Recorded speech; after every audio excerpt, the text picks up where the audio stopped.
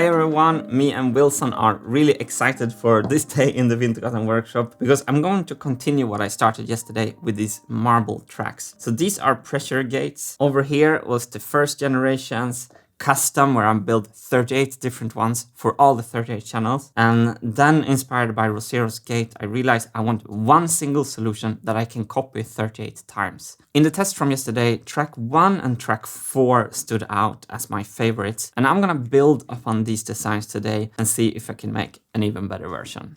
As always, there's a lot of different things to take into account, and one of the most crucial things is how much space the design takes, because on top of some of the marble gates, we have to think of these. These moving things comes down, and we need a kind of a low design. So track 4, the question mark design, is actually pretty high and would interfere with this mechanical movement.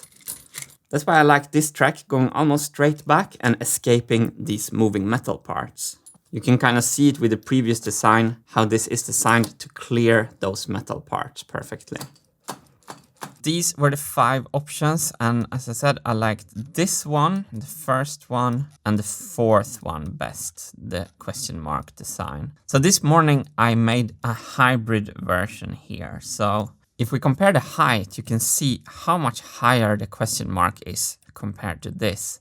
Here is the extruded part, and we can do a quick simulation of the tool paths. You see that the machining time is 1 minute and 52 seconds.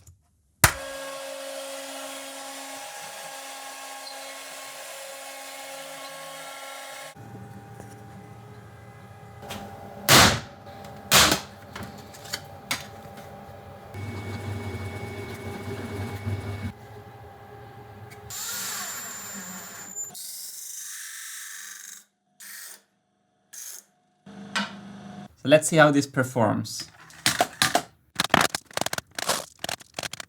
It's flowing through absolutely freely. Let's check the weight. 45, 87, 46. So the 6th version does not get stuck, but the pressure is kind of high. And when I go back to feel the first version, an interesting thing is that so when I hold the marbles in the default position and I press here, I hardly feel the pressure changing on the bottom marble with my fingers. If I do the same on the 6th one, I feel a reaction right away in the pressure. I'm kind of looking back now at everything and think this version so good actually. An important thing to understand with these cases is that the genius lies in that the zigzag is in absolute correlation to the position of the bottom marble. So right here in this position, the pressure is the least. When I move the marble down and we reach this position, the pressure is really strong all of a sudden, and then it settles down again when the marbles reaches its default position. Let's look a little closer at this number 1. I wanted to show you something here. So if we start from the beginning, you can see the scale shows 0 right now. So 31 grams, 2 marbles, makes perfect sense. We're only at 32 grams here. One more. 33 grams. We added 2 grams per marble and they weigh actually 30 grams together. Yeah, 35 grams. This is amazing. If I can make sure that the marbles are not sticking, this is our golden goose that we've been chasing.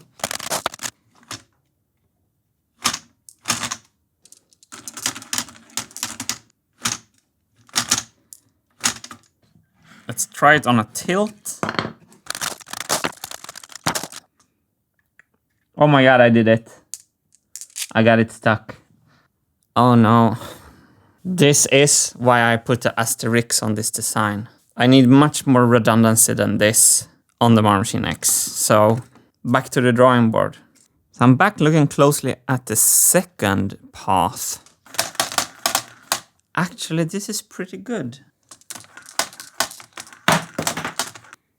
Have a look at that. 32, 80, 67.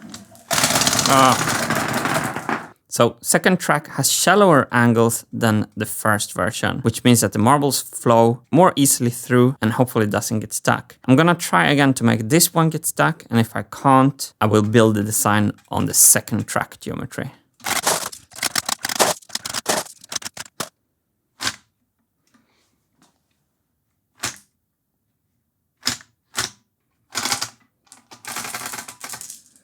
the infamous tilt test.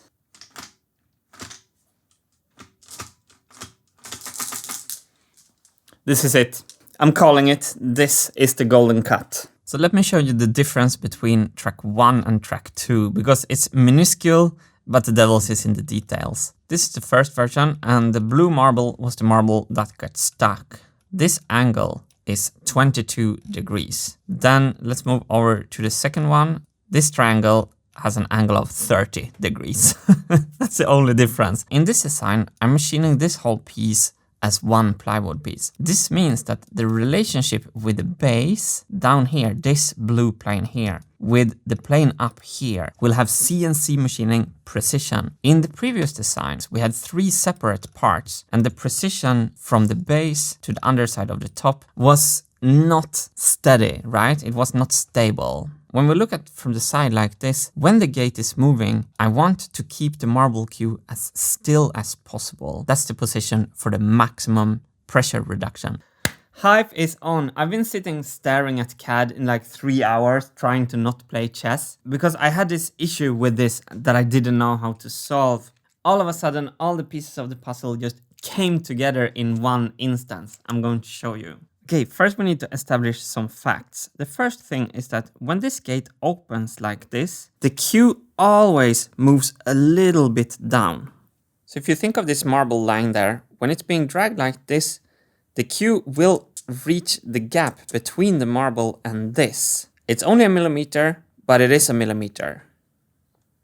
So the queue will move down.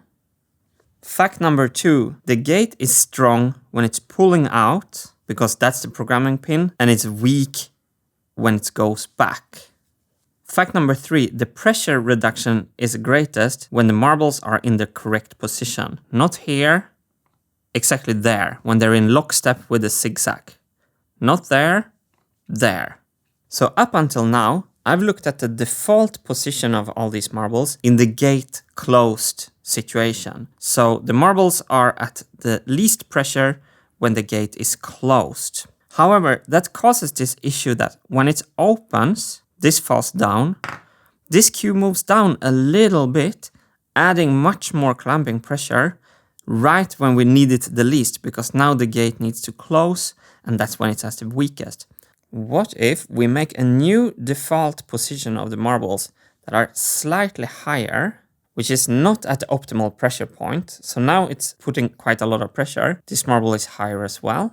Now the gate is closed. And then we cut away, this is Rosseros' suggestion, we cut away a little bit on the top of this moving gate. We remove a little bit from the surface here. So it meets kind of, maybe not half the marble, but it meets the marble there. So which means that when the gate opens, the queue falls down. This whole queue will fall down, and this marble will ride on this little bit lower surface, and that surface corresponds to the perfect marble position. Which means that when the gate is open and needs to go back, all the marbles have fall into place precisely where the pressure is the smallest. Oh yeah, this is brilliant. So it will look like this. When the gate opens, the queue falls down in the smallest position, closes easily, and it goes down to the next, charging the next marble. Ooh. Yes. So let's start CADing this for real. How much to lower this surface? Maybe we should go down 3 millimeters. That will leave no room at all here for the queue to sink in. That looks really nice. So this means, and this is, as you can tell from my excitement, more important than the sounds, all these marbles are going to be moved down 3 millimeters. So you can see I'm grabbing the whole marble queue and I'm moving it -3. Perhaps this sounds over-engineered, but I have under-engineered like 5 solutions and spent 2 years putting them on the machine only to angle grind them off again. And I don't even think this is over-engineered. I think this is just basic, simple understanding of the marble behavior and how we can use it to our advantages. So the Marble Machine X, what it actually does it drops marbles all the time across 38 channels. So if there's like one function of the machine that cannot go wrong and that I need to get right, it's the dropping of the marbles and the marble gating. So far, that's where all the previous things have stranded. A lot of people tell me that I don't have to worry if some funnels miss the marbles, if 4 marbles out of 1 million ends up on the floor in the front of the machine. I agree with that actually. Missing a funnel in front of the machine cannot lead to a critical error. If a marble comes out here, it can go into the gear and destroy the whole machine. So this whole issue has consumed my life for 2 years. What I absolutely love with the solution I'm looking at and working with right now, it smells very first principles. It doesn't use fancy materials, it just uses simple mechanics of the marbles. A typical marble machine X day in the workshop with me bashing my head for hours against tiny details. But what was good with today is that I think the solution in the end is really, really promising. Only thing for me to do now is to spend some deep work in CAD, and I'll be back tomorrow with the results of that.